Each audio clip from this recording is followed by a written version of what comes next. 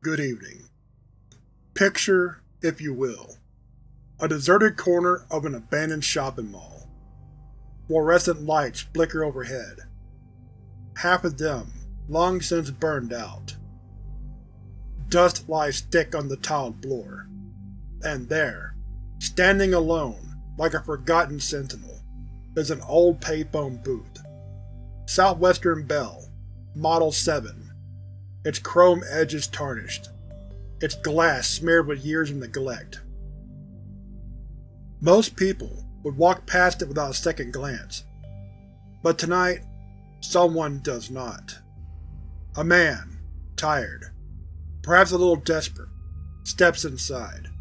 He lifts the receiver. There is no dial tone, only silence, and then a voice. Soft, pleasant, almost amused. It asks for a name, or a number. The man hesitates. He gives one.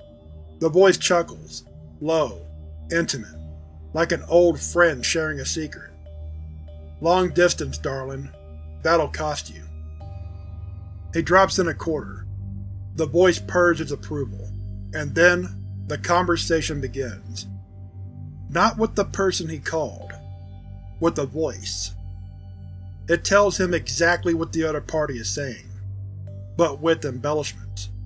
Little twists, sarcastic asides, cruel observations.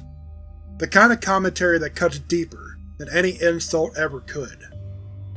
The man laughs at first, nervous, uncomfortable. The voice laughs with him, but the laughter is different, and as the minutes tick by, the man begins to realize something terrible. The voice isn't just repeating, it's judging.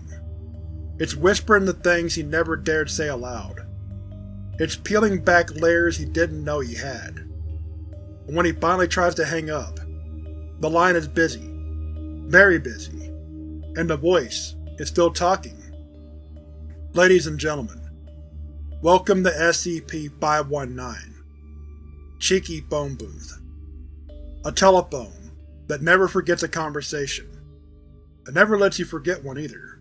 Sleep well, if you can.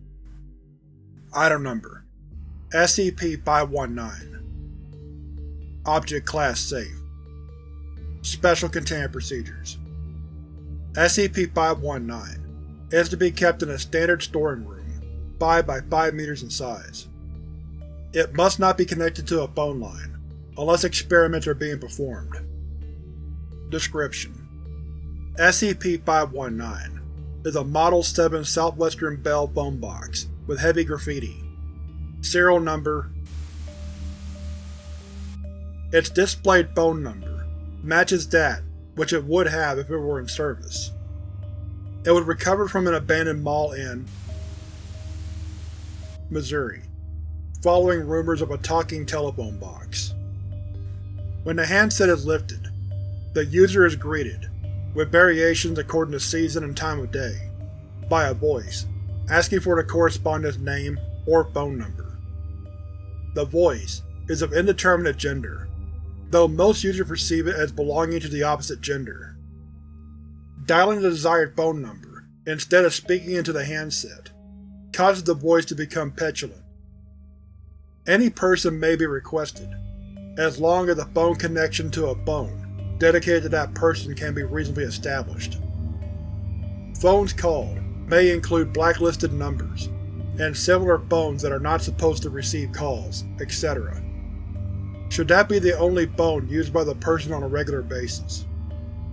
Once a number, with the exception of 1-800-911, etc., or person has been requested the appropriate rate, which are accurate as of 19 when the mall was abandoned, will be demanded before further actions.